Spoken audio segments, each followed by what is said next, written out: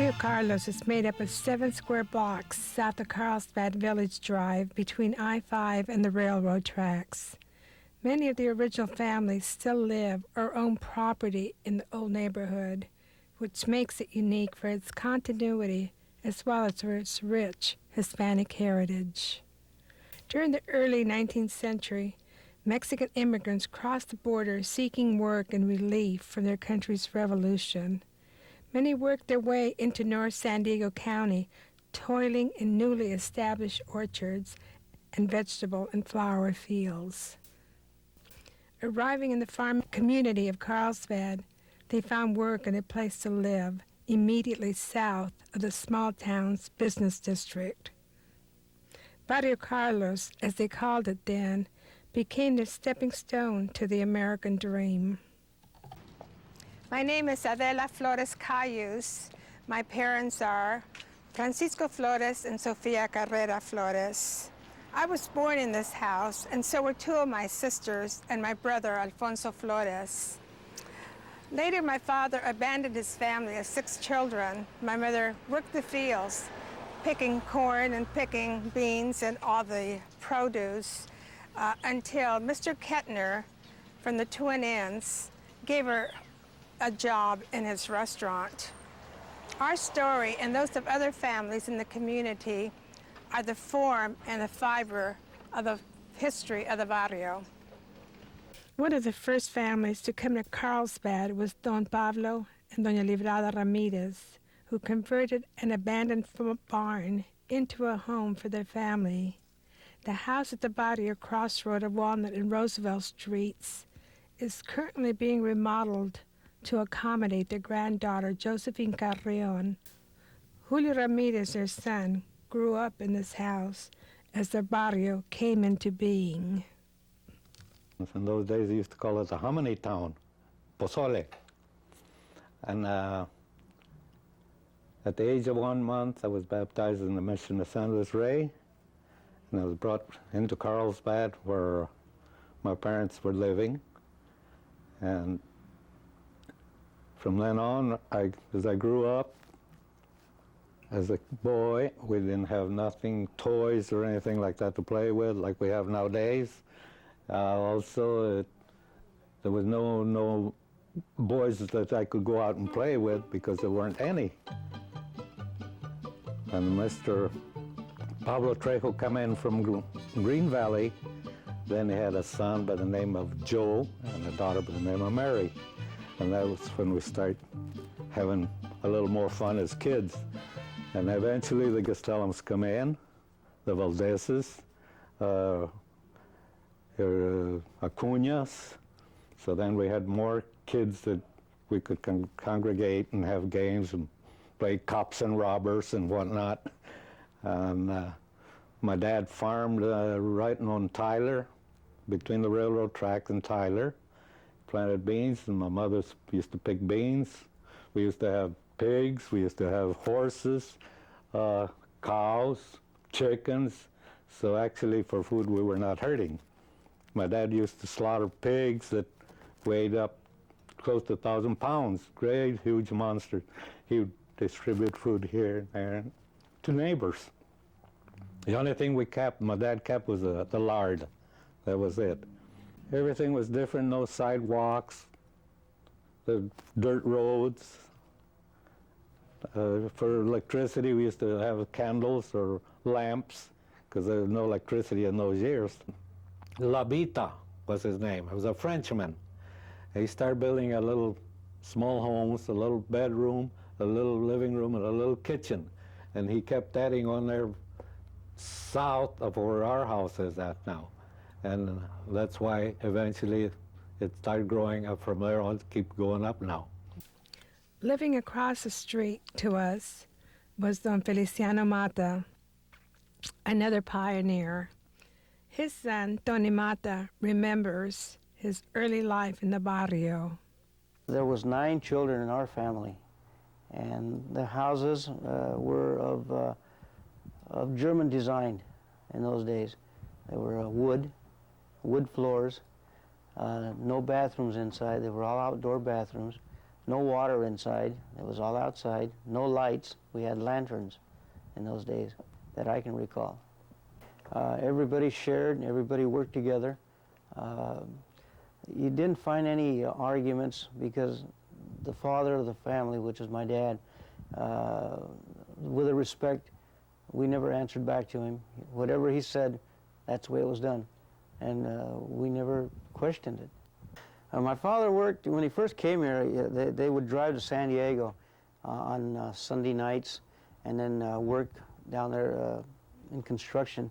My father and my brother Frank, and Friday nights they'd come home, bring candy to the kids, and everybody was so happy to see him all the time. And then he went to work for the Hayes Land Company, and they built all the roads here in North Carlsbad with 80 head of mule that was held down there at where the duck pond is now. He had 80 head of mule. My dad would take care of them down there. And at that time, there was no water in the slough anyway, so they just walk across. There was no problem with that. In 1947, he went to work for a couple of women from back east that had a geranium farm. So he was quite a farmer. He was quite a man. You got to understand, when we were growing up, we always thought picking beans was the only way to make a living. For the Mata family, as well as ours, life revolved around Mission Santidad, the Wesleyan Methodist Church, which was built here in 1923. As a child, Tony's older sister, Amparo Mata Martinez, attended the missionary Sunday school in this building, which served as the church and the Pastor Henley's family living quarters. After my mother passed away, my father was having a hard time bringing us up, so Reverend John Henley and his wife Ruth took over, and they brought us up. And there was another lady, Mrs. Sanchez. She was Nichols then, and she brought up Tony, took Tony to live with her, and Mrs. Henley helped my father with us girls. They came in about 1924 or 25 to Carlsbad as missionaries. They had the little mission. That was the only church there was in Carlsbad, besides, I think, the Catholic, I'm not sure. And before they came were the Spencers, James and Margaret Spencer, and then they left for Peru, and then the Henleys took over. And he used to work all the time, plus come back and did his preaching work, you know. So she used to wash and iron for us all our clothes.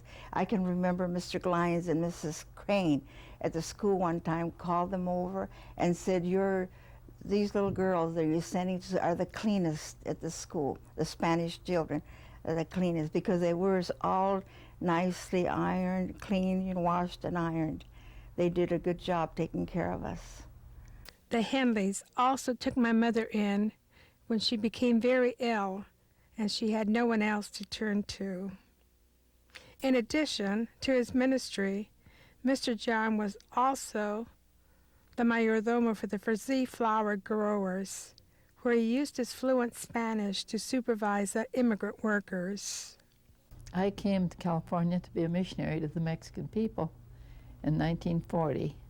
My interest was here with the families of the Mexican descent because that was my calling.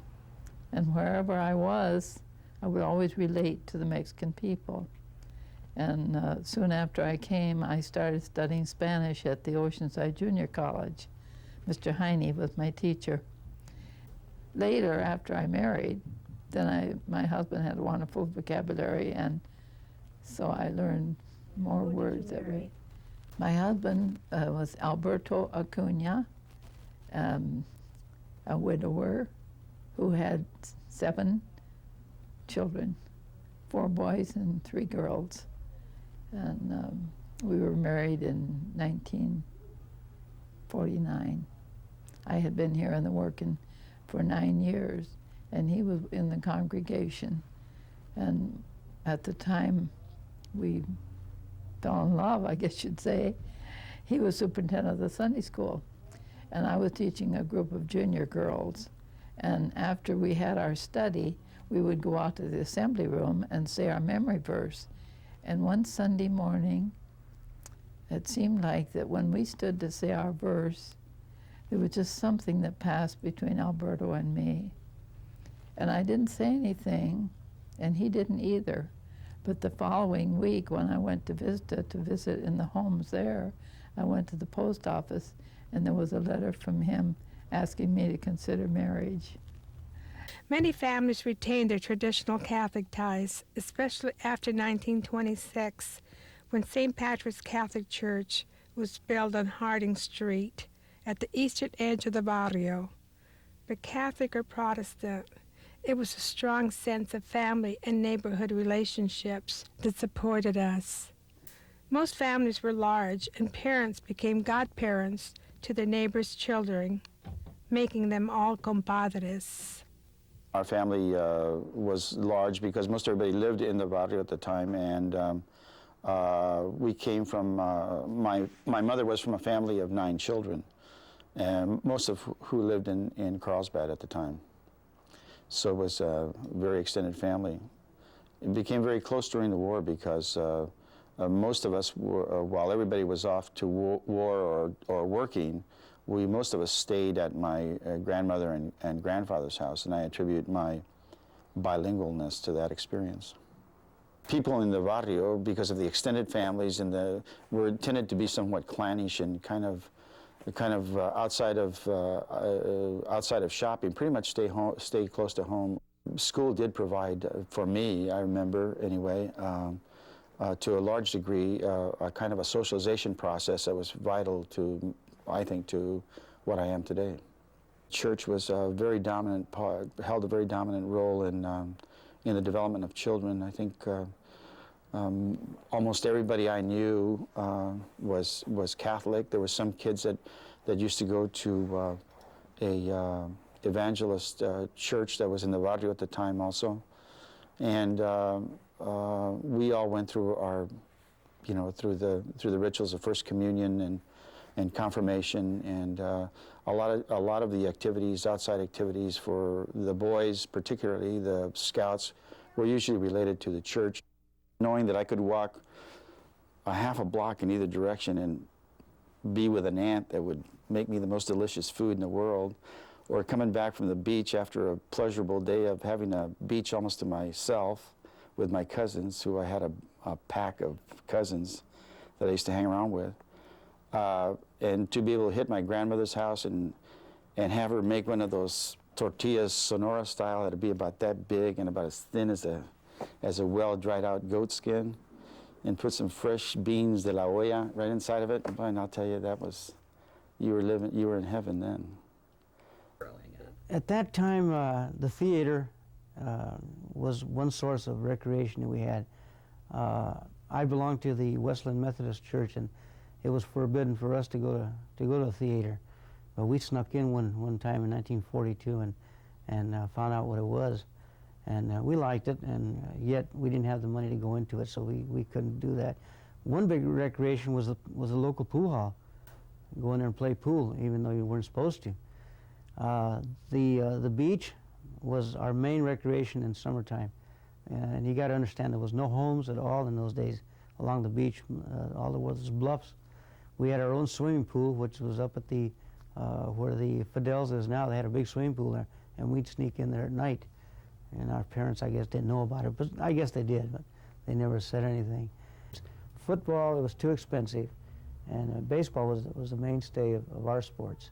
After the war, 45, when all the boys came home, Benny Acuna, Nacho, Tommy, and those guys, they formed a little group for us. We were 17 kids, good ball players, all of us. And we prided ourselves in being first, and we did win our share of games. And in fact, my father bought us our uniforms, shirts from Sears. I think it was $23 for 17 shirts, which was really great.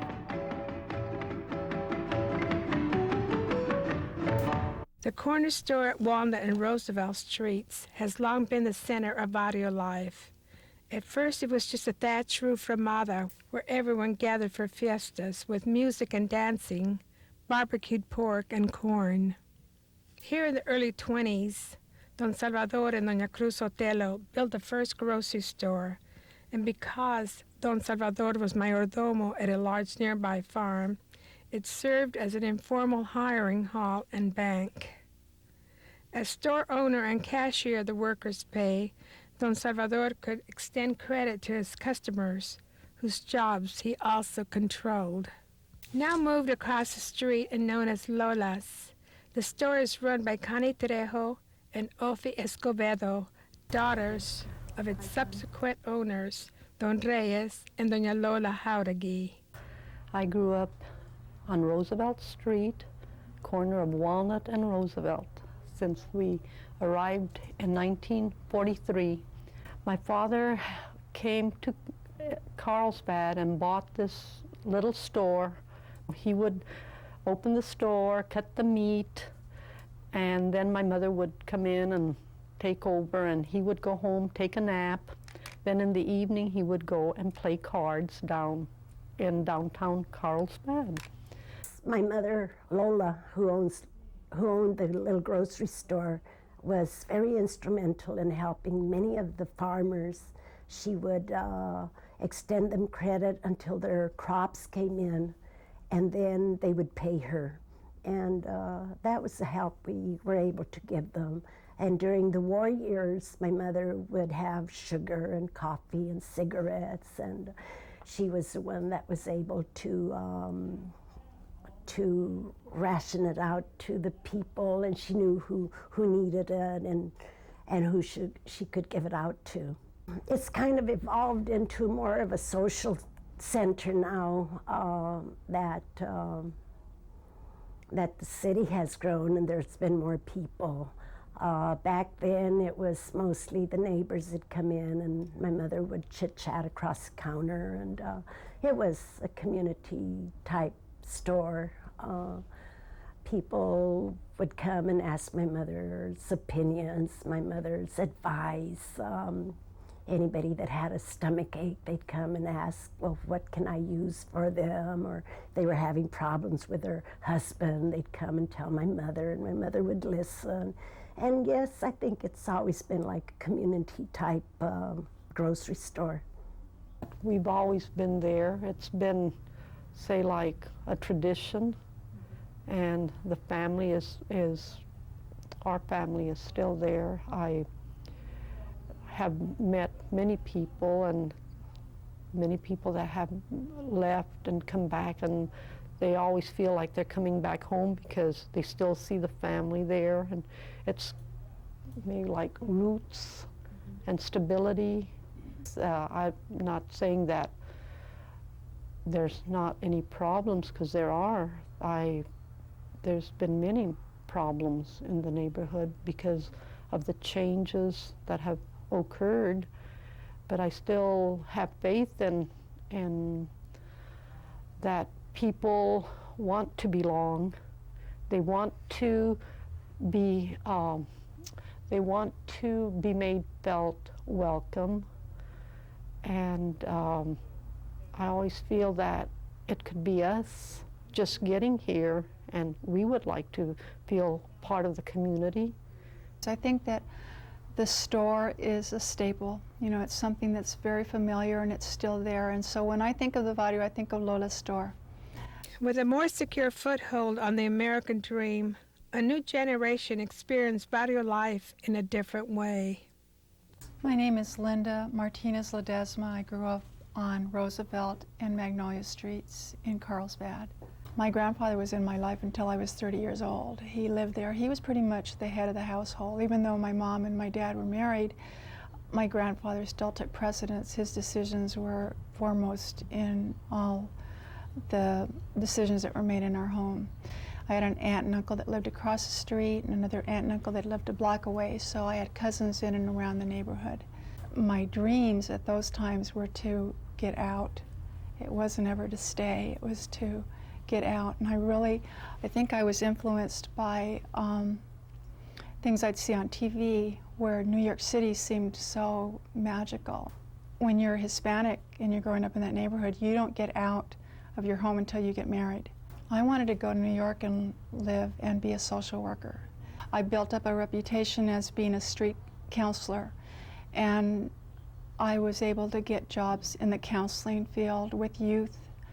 And up to this date, I think my dream has come true, because right now I work with at-risk youth in the city of Carlsbad and run a first-time diversion program for first-time offenders. Community spirit in the barrio may have begun in the 1920s when Don Pablo Trejo and Rosalio Davila formed La Alianza Cooperativa, where neighbors could exchange vegetables, fruits, and beans that they had grown.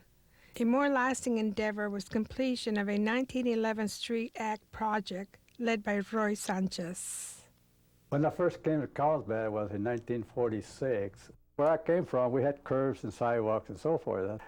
I started getting interested and seeing if we can get this street fixed up in our block.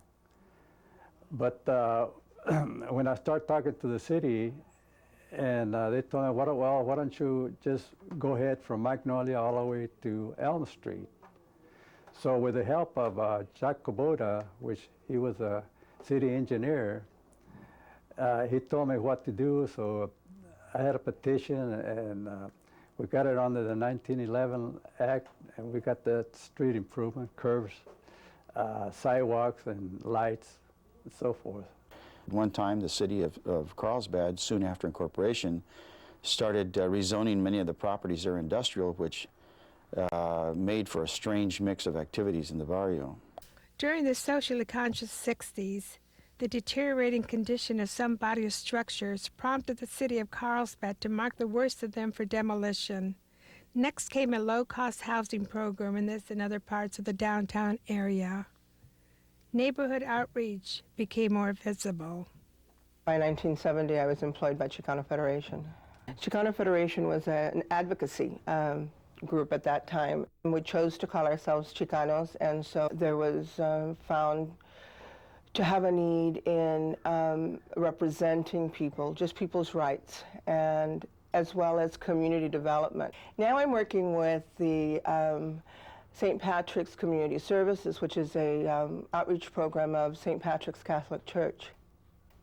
25 years ago, we were working with English-dominant Hispanics, and now we're working more with Spanish-dominant Hispanics, Spanish-speaking. But the services are basically the same. There was a lot of energy in Americanizing, learning all that they could years ago, learning the language, buying property, and of course it was a lot easier then.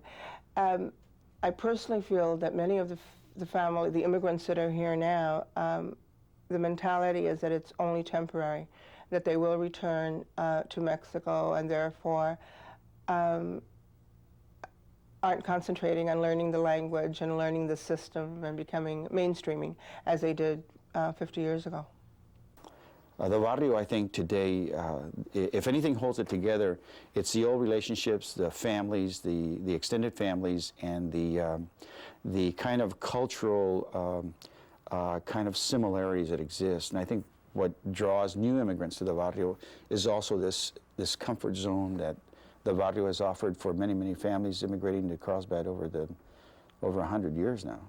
Children's that come here to our Centro de Información, some of them are recent immigrants here that come with their family, and they're trying to learn the language first and to survive in the school. When they learn how to read in Spanish very well in their native language, it's easier for them to assimilate the English. The Mexican American Association right now is that we have now my son, Julio Ramirez Jr., he's the president. What we're trying to do is making our club here grow up a little better. We're making dances. We're selling pancakes and eggs and sausages for breakfast. We have car washes here in Carlsbad in order that we can have money for this coming year for scholarship for some kid that might need it, or a girl from Carlsbad, also from Oceanside or Vista. That is our main goal, is to raise this money. I think the barrio has been very, very influential in the Carlsbad community. If you look at some of the players in Carlsbad today, I'm thinking of education right now. Somebody like Rudy Moreno, who has been a teacher at Carlsbad High for some 25 years now, at least. I'm thinking about the huge military commitment that's been made by the young men of the barrio. The tremendous amount of labor and expertise in construction and overall, I mean, hard physical commitment that's been made by the people in the barrio. My husband's family has been here since 1928. They were a migrant family and came from the El Centro area where the oldest daughter was born, and migrated up into Lake Elsinore and up through California and always back to Carlsbad, which was their home base. They are all still living in Carlsbad. The old-timers and the people that have been here for forever, I only see more and more success. I see their children getting an education, coming back and working in the community, and a whole lot of pride in being part of Carlsbad's history.